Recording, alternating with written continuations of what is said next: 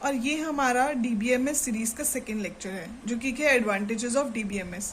इससे पहले मैंने इंट्रोडक्शन ऑफ डीबीएमएस बनाया था, जो मेरा लेक्चर 1 था।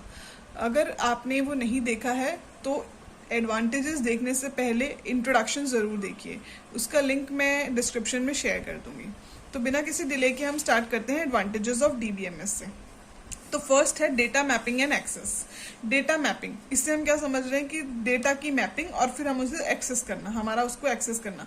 बेसिकली डेटाबेस का यूज क्या होता है, एक तो हम उसमें अपना डेटा इंसर्ट करते हैं और दूसरा ये है कि उस डेटा को हम एक्सेस करते हैं, गेट करने के लिए, फैच करने के यूज होता है। तो यही हमारा डेटाबेस का यूज है। तो ये डीबीएमएस जो है हमारे को एक ही एडवांटेज देता है कि हम डिफरेंट डेटा सेट्स को मैप कर सकते हैं साथ में और फिर एक्सेस कर सकते हैं। इसका मतलब क्या है, मान लीजिए जो मैंने कल अपने एग्जाम्पल में दिया था वही एग्जाम्पल ले लेते हैं कि मान लीजिए कस्टमर की शीट है। अगर हम फाइल सिस्टम के हिसाब से सोचें तो एक कस्टमर की फाइल होगी, एक ऑर्डर की फाइल होगी, है ना।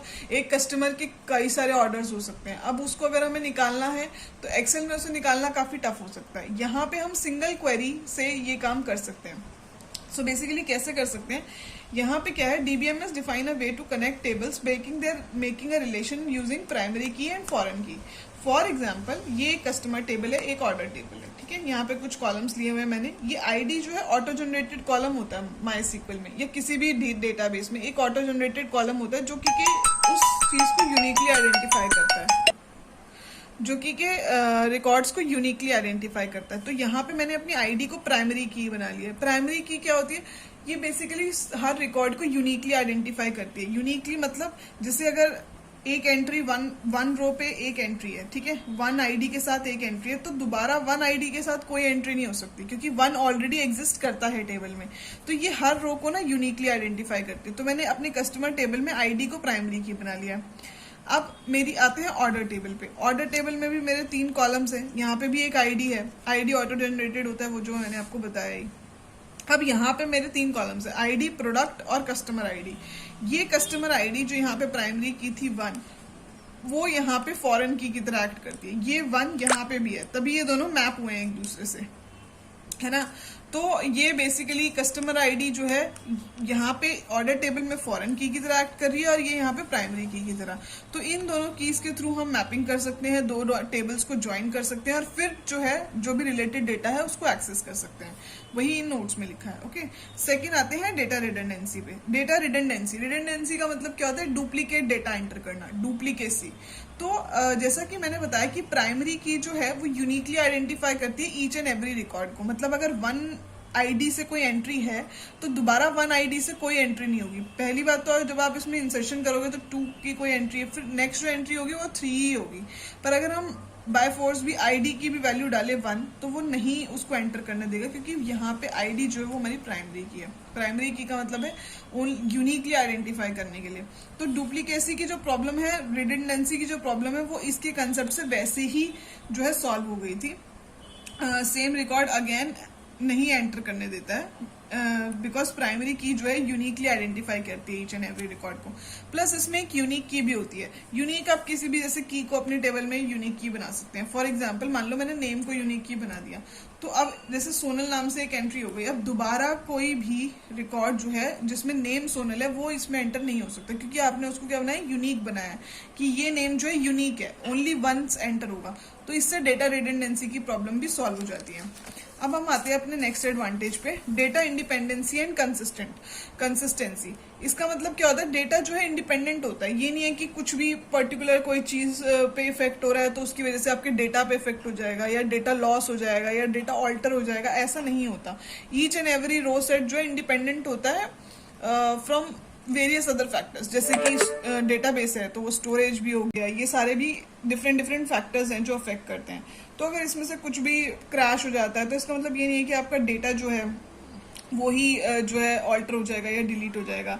या फिर मान लीजिए आपको कोई नया कॉलम ऐड करना है। फॉर एग्जांपल जैसे मेरी टेबल थी कस्टमर वाली, है ना, उसमें ऑलरेडी क्या थे, ऑलरेडी ये सारे कॉलम्स थे। मान लो मोबाइल के आगे हमें एक और कॉलम ऐड करना है, तो इसका मतलब ये नहीं है कि प्रीवियसली वो कॉलम नहीं था तो बाकी जितना भी डेटा बिना उस कॉलम के था वो सब जो है ऑल्टर हो जाएगा या डिलीट हो जाएगा। उस डेटा पे कुछ भी इम्पैक्ट नहीं पड़ता। तो वो इंडिपेंडेंट होता है और कंसिस्टेंट रहता है, कोई चेंज नहीं होता। कंसिस्टेंसी का मतलब यही है कि चेंज नहीं हो रहा और इंडिपेंडेंट है कि एक रो या एक कॉलम ऐड करने से ये नहीं है कि पूरा का पूरा डेटा सेट जो है वो डिलीट हो रहा है या अपडेट हो रहा है, ऐसा नहीं होता है। ठीक है, तो ये हो गया थर्ड हमारा डेटा इंडिपेंडेंसी एंड कंसिस्टेंसी। अब आते हैं सिक्योरिटी पे। सिक्योरिटी भी बहुत ज़्यादा इंपॉर्टेंट है क्योंकि बहुत बड़ी बड़ी कंपनीज डेटाबेस जो है एक्सेस कर रही है, सेवरल कस्टमर्स होते हैं, उनका सिक्योरिटी मेंटेन करना बहुत ज़्यादा इंपॉर्टेंट है ना। ऐसे ही नहीं कि आपके डेटाबेस में कोई भी लॉगिन कर ले। जैसे मान लो कि जैसे हम किसी भी वेबसाइट पे जाते हैं, लॉगिन और पासवर्ड रिक्वायर्ड होता है, तो वो सब कहीं डेटाबेस में ही सेव होता है। अगर डेटाबेस सिक्योर नहीं होगा तो कोई भी उस डेटाबेस पर अटैक कर लेगा, कोई भी डेटा को एक्सेस कर लेगा इजीली, या डेटाबेस पर अटैक करना इजी हो जाएगा। तो वो सब जो है सिक्योरिटी पर्पस से बहुत इंपॉर्टेंट है। तो इसलिए डेटाबेस जो है सिक्योरिटी भी प्रोवाइड करता है। जैसे आप अपने डेटाबेस में यूजर नेम पासवर्ड की सिक्योरिटी लगा सकते हैं, प्लस ये डिफरेंट यूजर लेवल पे सिक्योरिटी देता है। मतलब एक यूजर आपने क्रिएट किया, फिर आप उसको एक रोल असाइन कर सकते हो। उस रोल पे कुछ परमिशंस हो सकती हैं कि इस रोल की जो है रीड एंड राइट दोनों की परमिशन है, या रीड की परमिशन है, या सिर्फ राइट की परमिशन है। फॉर एग्जाम्पल, आपने कोई एक यूजर बनाया ABC, आपने उसको एक रोल दे दिया एडमिन रोल। ठीक है, अब एडमिन के पास रीड राइट दोनों की परमिशन है, मतलब आप उसमें से डेटा इंसर्ट भी कर सकते हो, अपडेट भी कर सकते हो, प्लस उससे डेटा फैच भी कर सकते हो। या फिर आपने कोई और एक रोल बनाया और उसमें आपने सिर्फ रीड की परमिशन दे दी, तो मतलब आपको सिर्फ डेटा एक्सेस फैच करने की परमिशन है, बट आप उसको डेटा को ऑल्टर या इंसर्ट नहीं कर सकते। तो ये एक सिक्योरिटी भी प्रोवाइड करता है DBMS। फिफ्थ आता है हमारा इंटीग्रिटी। इंटीग्रिटी का मतलब क्या है कि रिस्ट्रिक्शन भी अलाउ करता है। DBMS अलाउ करता है restriction on column levels, like individual column पे भी आप रिस्ट्रिक्शन लगा सकते हो। फॉर एग्जांपल, अगर हम एक रियल लाइफ एग्जांपल लें कि मान लो एक एम्प्लॉय की टेबल है और हम चाहते हैं कि उस एम्प्लॉय टेबल में सैलरी जो है इंसर्ट हो वो एक पर्टिकुलर रेंज के बीच में ही हो, ना तो उससे ज़्यादा सैलरी इंसर्ट हो सके ना उससे कम। तो हम क्या है यहाँ पे भी रिस्ट्रिक्शन लगा सकते हैं वाइल डिजाइनिंग द टेबल को डिजाइन करते टाइम ही हम ये रिस्ट्रिक्शन जो है इम्पोज कर सकते हैं। जैसे कि मैंने करा क्रिएट टेबल एम्प्लॉय, फिर यहाँ पे कंस्ट्रेंट लगा दिया सैलरी पे, चेक सैलरी ग्रेटर हो 10,000 से एंड लेस हो 40,000 से। तो ये कंस्ट्रेंट पहले ही लग गया। अब इस पे इस रेंज से ऊपर या नीचे कोई भी वैल्यू इंसर्ट होगी तो जो है ये एरर देगा। तो ये एक इंटीग्रिटी भी प्रोवाइड करता है हमें DBMS। इसके बाद हम आ जाते हैं एटॉमिसिटी पे। एटॉमिसिटी का क्या मतलब होता है कि प्रीवियस स्टेट को मेंटेन करना। जैसे कि मान लो कि आपकी कोई ट्रांजैक्शन होती है बैंकिंग की, है ना, कुछ फेलियर हो जाता है जिसकी वजह से आपके पैसे डेबिट नहीं हुए, बट आपके पास मैसेज आ जाता है कि आपके 10,000 डेबिट हो गए। ठीक है, या आपके पैसे आए नहीं है बट वहां से डेबिट हो गए हैं। कहीं डेटाबेस में ही अपडेट होता है ना कि ओरिजिनल अमाउंट आपका 50,000 था, अब आपने 10,000 की ट्रांजेक्शन की तो 50,000 में से 10,000 माइनस हो गए, तो आपका करंट बैलेंस 40,000 हो गया।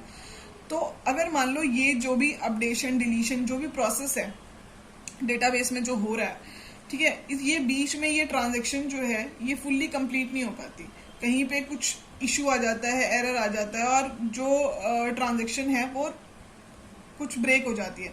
तो डेटाबेस जो है उसको ब्रेक नहीं करता, उसे क्या करता है प्रीवियस स्टेट पर रोल बैक कर देता है। मतलब इंस्टेड कि आपका वो 40,000 होने की जगह वो उसको 50,000 दिखा देगा और कुछ मैसेज दे देगा कि आपकी ट्रांजेक्शन जो है due to some reason fail हो गई।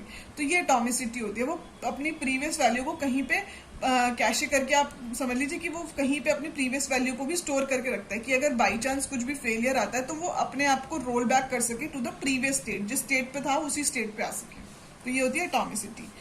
सेवेंथ है हमारा कॉन्करेंट एक्सेस। कॉन्करेंट एक्सेस का मतलब क्या होता है? कॉन्करेंट मतलब मल्टीपल यूजर्स जब डेटाबेस या आपकी जो टेबल है उसको एक साथ एक्सेस कर सकें, सेम टाइम पे आप लोग सब एक ही डेटाबेस को एक्सेस कर सकते हैं। कोई उस पर इंसर्ट कर रहा है, कोई उसे पे फेच कर रहा है, कोई अपडेट कर रहा है, वो होता है कॉन्करेंट एक्सेस। ऐसा नहीं है कि जैसे मान लो आज मैं एक टेबल में इंसर्शन कर रही हूँ, ठीक है, और आपको उसी टेबल पे अपडेट करना है या उसी डेटाबेस को एक्सेस करके आपको एक टेबल है उस पर अपडेट करना है। अब ये नहीं है कि पहले मेरा इंसर्ट कंप्लीट होगा फिर आपका अपडेट चालू होगा, ऐसा नहीं होता।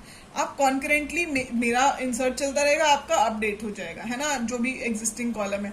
तो इसमें क्या होता है, मल्टीपल यूजर्स एक साथ उस टेबल को एक्सेस कर सकते हैं। वेट नहीं करना पड़ता कि एक रिक्वेस्ट कंप्लीट होगी फिर हमारी रिक्वेस्ट प्रोसेस होगी, ऐसे तो फिर एक टाइम पे एक ही बंदा एक्सेस करेगा, ब्लॉक नहीं होती कोई चीज, कॉन्करेंट रहती है। ठीक है, उसके अब ये तो हमारे हो गए एडवांटेजेस ऑफ डीबीएमएस। अब हर चीज के एडवांटेज होते हैं तो कुछ डिसएडवांटेजेस भी होते हैं, तो ये हमारे कुछ डिसएडवांटेजेस हैं डीबीएमएस के। ये तो मतलब जितना भी अभी तक हमने डीबीएमएस के बारे में समझा है उससे एक चीज समझ में आ जाती है कि काफी कॉम्प्लेक्स स्ट्रक्चर है। तो आपको अच्छी नॉलेज होनी चाहिए, जिसको नॉलेज होगी वही क्वेरीज फायर कर पाएगा, उसको ऑपरेशंस पता होंगे, इंसर्ट, अपडेट, डिलीट, व्हाटएवर। तो वही इन चीजों को जो है रन कर सकता है, क्वेरीज को रन कर सकता है। तो कॉम्प्लेक्स स्ट्रक्चर है, so one should have a great knowledge about it in order to work with database. फिर लार्ज मेमोरी रिक्वायर्ड होती है।